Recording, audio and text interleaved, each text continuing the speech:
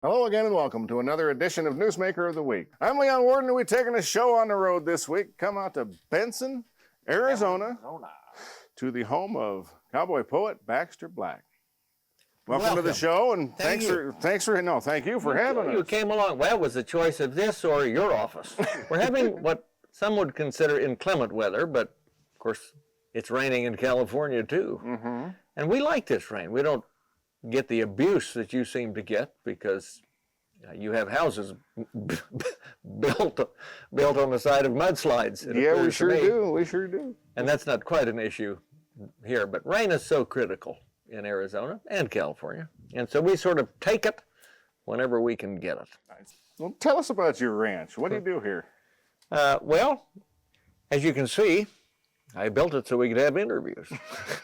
These rock walls, Francisco and I have built. I learned how to do it and then showed him, and he became better. But there are rocks in these walls that are from everywhere. When I go give a speech somewhere, I can show you a rock from the Santa Catalina Island. Yes, and everybody and their dog is taking one. That's why it's getting smaller. But mine is, as you can see, a tiny one. My horse corrals are built out of rock. Mm-hmm. I like to use what is natural. You would really have to hunt to find something that didn't belong here that we have planted.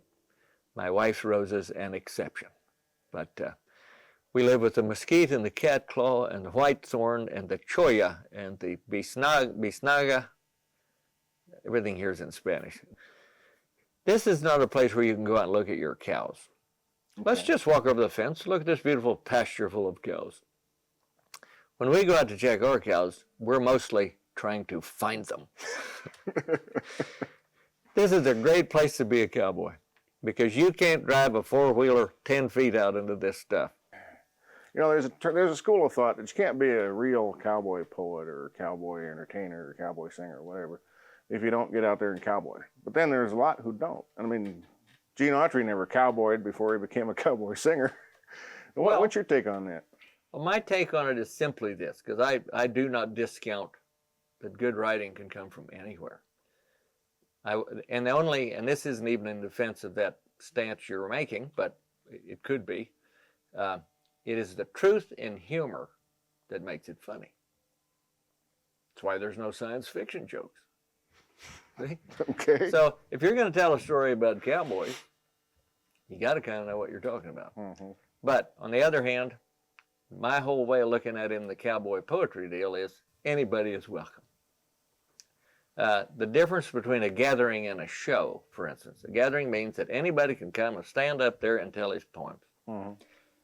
And I have always been reluctant to participate in contests or awards for poetry and that sort of thing. And the reason is that poetry is in the ear of the beholder. And so when you go to critiquing, you're making subjective mm-hmm. judgments about someone's writing. And I think everybody can write something that can touch somebody. And so it ain't a big deal to me. Yeah. I don't care. Yeah. Well, how did you get into this? I mean, you weren't always a cowboy poet. I thought I was a songwriter. But when you live in Idaho, and I was a vet, mm-hmm. and going down the road in my vet truck, working cows, and it was a big cattle company, and that's what I worked for. And entertaining the cowboys. That's where I started making up poems about them. And what was the question? How did I get into this? Well, how'd you get into this? And why'd you leave the vet business? I mean, did you get tired of reaching up inside a cow or what? Well, it left me. I don't know any other way to put it. I worked for 3 big outfits, and 2 of the 3 changed hands, and I went down the road. The last time it happened, I was in that stage of my life before I met my sweet wife, when nothing mattered. I was living in an apartment and eating at the 7-Eleven and uh-huh. paying alimony and traveling all over the country. And I was working for this outfit that I was giving talks for on animal health products. And I refused to carry slides, which is what you're supposed to do if you're giving a talk. And I made my points with humor. And I was obviously more entertaining than I was informative, which made me popular. Mm-hmm. And I worked for that last company for 2 years, and in that span of time, I did over 250 banquets or programs. And by the time that happened, they were 6 months into it. They were calling and trying to, or inviting me to come speak at their cattlemen's deal or their veterinary program or whatever. Mm-hmm. And so I did, and when that company let me go, I still had this list of jobs booked, and I really wasn't doing them for money, but they said, I asked them, I said, what am I going to do about all these? And they said, well, as long as we get you off the company insurance, we'll give you a little consulting fee to finish these jobs. So I did, but the speaking jobs are still, I mean, they just kept coming in. And finally, I let my licenses lapse after 5 years. And not a licensed vet anymore? Well, I am, but I'm not licensed in Arizona. So okay. The deal is, it's a demanding job. Mm-hmm. People call in the middle of the night and they expect you to be there. And so is entertaining. When you book a job, I never miss them. I never miss them. You don't have to worry that I'm not going to be there. I will be there if I have to shoot the pilot and take the plane. Probably a little more subjective to climb to the top of the large animal veterinary business than it is to climb to the top of the cowboy poetry business, which is where you're at. Well, you know, let me tell you something about that. I don't know what measurements you're using, but being a poet's like being a golfer. Someone says, Leon, do you golf? Do you golf? No. No. Well, you're a great... Well, okay, let's try this again. You can be a more amiable side man here. Leon, do you golf? I sure do. Sure. See, what do you do for a living? I'm a broadcaster. See, it's the same way. Are you a poet? Absolutely. Right here, look, I got it on my business card, Cowboy Poet. What do you do for a living? Oh, I sell feed, or I ride pens in the feedlot, or I'm a banker, or, you know. See, it depends. It's not something that you measure, in my mind, by an award or an accolade or something. It's something you are. Yeah, it could be a whole new business for you. You could be the regulating body. You could issue a license to go poet. Let me tell you something. I thought I would. I learned a lesson a long time ago. There was a great man named Carlos Ashley. This is why I don't accept awards or be a part of those things that make it competitive. I had been to the Cowboy Artists Association and spoken to them. And they have a very closed society, just like you're talking about. I went home, and Carlos was the only cowboy poet I knew. This was before poetry gatherings. And I sat down and I wrote all these bylaws to be the cowboy poet and what qualified you to join this Cowboy Poets of America. And I sent it to Carlos, and then I called him up. And he was an older gentleman at that time and a beautiful poet. And I said, Carlos, did you get my stuff? He's in San Saba, Texas. Yes, I got it. He was a gentleman. He said, I got it. I said, well, I really worked hard on that. What do you think? Well, he said, I have some reservations. I said, well, what's the matter? Well, he said, you know anybody I ever... And this is a man who knew Curly Fletcher and those Gail Gardner and those people.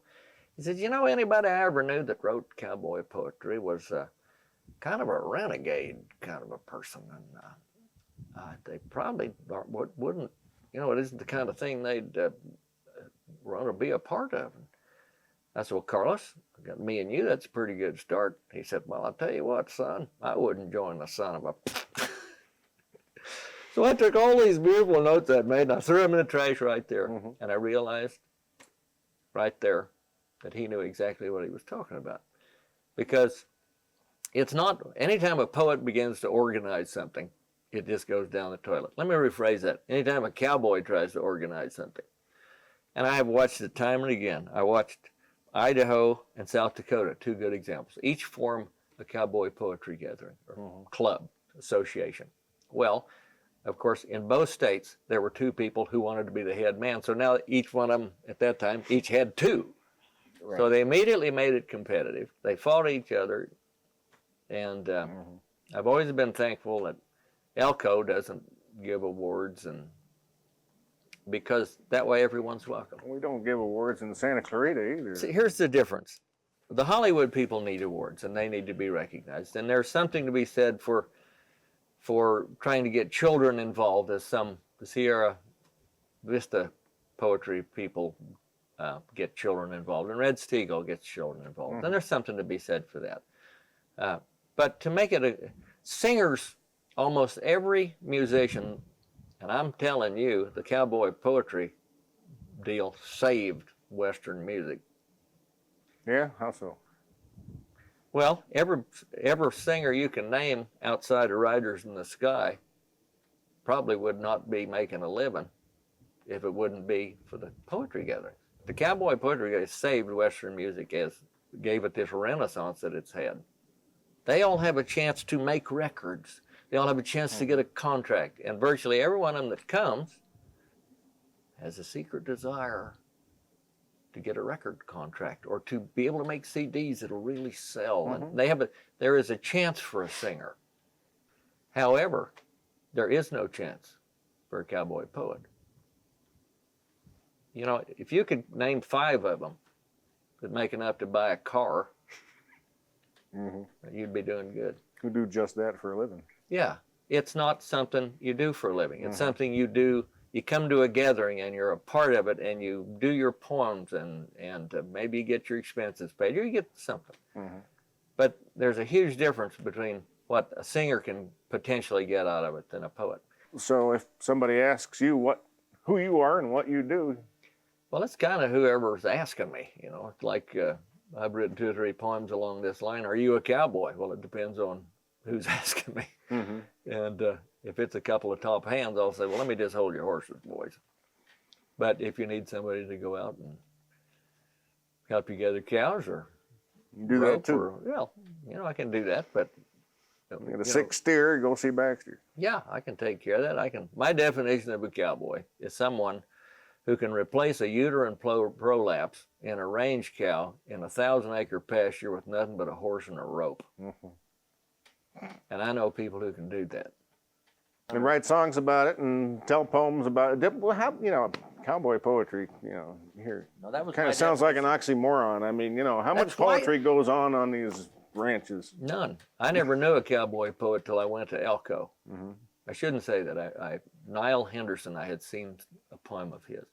And I didn't even know the dead guys. And I've been in cattle business for, since I was 19, one form or another. Mm-hmm. And I didn't know anybody did cowboy poetry. And the only Western singers I knew Riders in the Sky and Slim Whitman. But we listened to country music growing up. How old were you? Who first gave you the idea that you're funny? Those are introspective things I never give any thought to. I don't really have a good answer to that. I mean, I remember thinking I was funny, and I would go to Jerry Lewis movies and come home and be Jerry Lewis for a week, or the Three Stooges, or the Army Mule, and I got a son now who thinks he's funny, and he loves to watch Red Skelton and Jerry Lewis, and he can imitate sounds like I can. I go to Australia and I come back talking like when I'm standing over there, mate, and we speak Spanish and we do accents. And You speak Spanish at home? well, I didn't speak English to my son until he was 10. Why is that? Well, so he'd know how to speak Spanish. Seriously? And it was cool, actually. And the questions finally got a little What did he do in school? too until hard. He was 10. Well, he spoke English. No. Cindy spoke English to him. So it was just like a lot of bilingual families. Here's this little kid, he turns to her and speaks English, turns to me and speaks Spanish. And he didn't know the difference, see? This is just something you up and decided to do? Or Sure. Was there...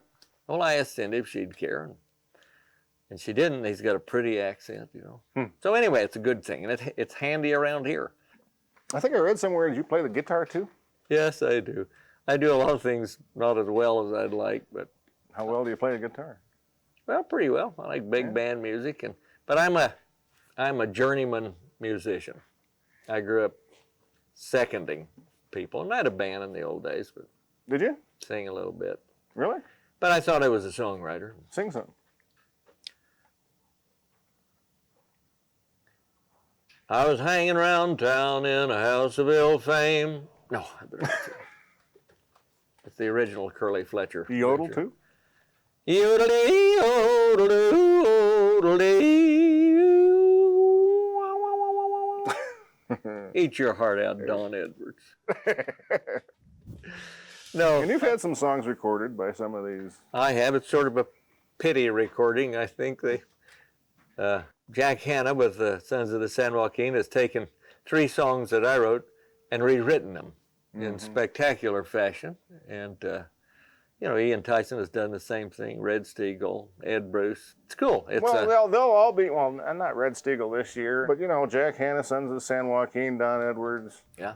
Waddie Mitchell. I don't know. Do you think of Waddie Mitchell as a rival or what? No. He's in a community that is sparsely populated. Unless I figure if there's one other, that's the rival, right? Well, it's not a rivalry because he appears with Don Edwards a lot. And they do a lot of poetry gatherings, and they do little theaters, and I rarely cross paths with them unless I'm at a poetry gathering. I do agricultural banquets. Last week I spoke to the Aurora, Nebraska Co-op, the North Carolina Cattlemen's, and the Cotton Growers of California. And so you get up there and you tell them stories? I tell them stories about farming and cows. And some of them They pay you to do this? Yes. So you're like a keynote speaker at a banquet of suits? That's me. Agricultural banquets. And the rare public radio urban function as well. How'd your public radio show come about? I mean, I think NPR, here we are in Arizona, it's kind of a red state. NPR, it's kind of a blue state radio. Yes, it is. How did that happen? How do your politics fit in? Politics don't fit in. That's not an issue. Okay. I was on public radio for a little while. I got on it. I have made a living shooting arrows in the sky. That's all I can call it. And even as far back as the 80s, when I was an entertainer, I was shooting arrows in the sky. You didn't tell people you were a poet. I mean, they would hold up the cross and the garlic, I was calling myself a cowboy humorist, for lack of a better term. But I listened to NPR, and so it was the year Yellowstone caught on fire, 1988. And we were listening, and they didn't have any coverage of it to speak of, and it was a huge deal in our life. I was living in Colorado, and the sky smelled like smoke, and I had this big, tumultuous poem about the range fire. Lightning cracked across the sky like veins on the back of your hand. Reached a fiery finger out as if in reprimand and torched a crippled cottonwood that leaned against the sky, while grass and sagebrush hunkered down that hellish hot July. It goes on and on. So I sent them this. I looked up their address in something. This was before email or Gebbies. I found their address. I didn't address it to anybody. I just sent it to Public Radio, Washington, D.C. And 2 or 3 days later, I get a call back. And I'd put it on a reel-to-reel because I was doing radio work even then. So they knew it wasn't just somebody in their bathroom with a cassette player. And they said, did you write this? And I said, yes, I did. Do you care if we run it? I said, I would be thrilled. And they did. And I was. And they called back and said, do you have anything else? I'm sitting there with a mountain of stuff. And that was it. I mean, it was that simple, but it was an arrow in the sky, which is how I have made my living. I do it without agents and managers and middlemen, and rarely do I have to. The only place I ever sign a contract is with Crown Publishing to do some of the books I publish. And I have to hire a lawyer to read the contract.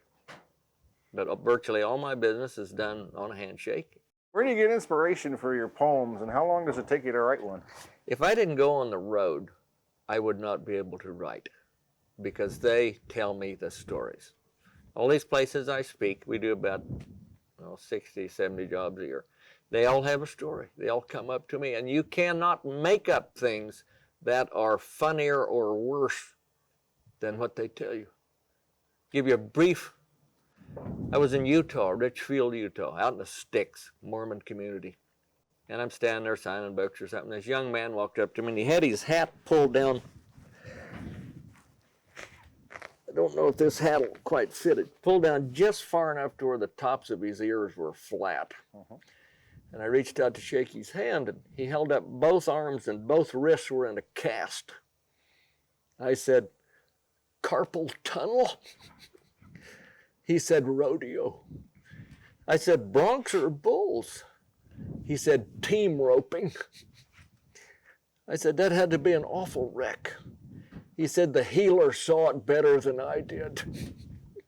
He said, "You know, when you've thrown him, you caught him, and you've dallied, and you're turning off, and the steer's dragging tight, you think your horse can't buck." He said, "That's wrong." He said, "I bucked so high, I saw God." I said, "Was Brigham Young standing beside him?" He said, "Yes." And he told me, "Son, this is going to hurt." You can't make up stories like that.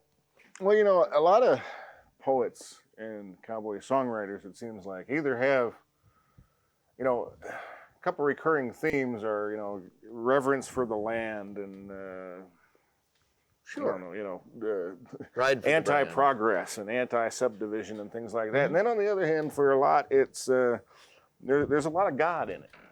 Yes, sir. You know, how does that enter into what you do?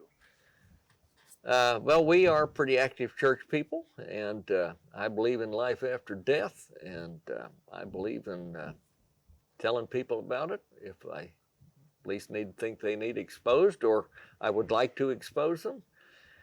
And I don't know that God appreciates everything I write, because, you know, sometimes you step off into the deep end. But one thing that is important to me is that people who come see my programs and buy my books know that there's nothing in there that they can't give to their Baptist aunt or they can't give their 12-year-old. They might not understand it, but it's not going to be anything, I hope, not too mean. Or in my world, you can't make a living telling dirty jokes, and you can't make a living being drunk on stage. Tell me for a minute about Santa Clarita. What was your first impression? Santa Clarita, I was on Johnny Carson for a while, so I got a little tiny taste of Hollywood. But I had never been exposed to Western movies from that sense. Suddenly, I could picture just things I had read on occasion about how they went out and made movies. And every day they'd get up and go to work. And, you know, Ben Johnson was a friend of mine, and Pat Buttram, and some of these other characters that were the stunt men in the background in those Western movies. Mm-hmm. So I was in a place where that happened, and it was new to me. It was like going to Tombstone for the first time. It was cool. It's huge, and it has the California pizzazz that is different than going to Elko. Well, what's it like? I mean, you know, Elko, Nevada, you think of ranches and real cowboys. Santa Clarita, we're mostly subdivisions in our poetry festival. You dress up for a day to be a cowboy. Well, you're looking at it from your point of view. Right. See, I like it if someone wants to be a cowboy. I can remember when the Urban Cowboy came out, and John Travolta's riding bulls, you know. And everybody started wearing boots and bought those hats made out of oatmeal with the feathers on them, you know. And I thought, and I had friends that were saying, you know, this is awful. They're raising the price of our clothing and our boots. And I said, even then, I said, what is the matter with you? Can't you remember what they were calling you, and now they want to be like you? What can people expect if they've never been to a cowboy festival before? Well, I'll tell you about Santa Clarita. It is a wonderful place to take your family. And it's also live, and it's, you know, a lot of it is good, and it's wholesome. And there's still a desire in some of these kids to be a cowboy. It's like being a fireman, and you get them out there and they get to see a horse, and I mean they get the bug, and the singing is always so good. That bridges cultures and age groups and generations. So you get to see all that, but you get to see this setting where the movies were made. You get to see Melody those range. old boys throwing ropes and doing rope tricks and all the wonderful cooking that you don't, these chuck wagon guys come in. And they, I think, show old movies and you can buy things. And Cowboy up for the weekend. it was like going to Disneyland for cowboys. And Baxter Black going to be headlining. I want to thank you for taking this time out of your day and letting us on here in Benson, Arizona, to your ranch. You can come back. Or you can find me anywhere at baxterblack.com. Baxterblack.com. There you go. And find out all about the, I guess you got a new book or anything? We got everything. We got books and CDs. Thank you for joining us too. If you missed any portion of this program, you can read a transcript in the Sunday Signal. Be sure to check back here, SCV TV Channel 20, Wednesday 9:30 p.m., Sunday 8:30 a.m. for another Newsmaker of the Week. Happy trails to you until we meet again. Wait for me, Roy!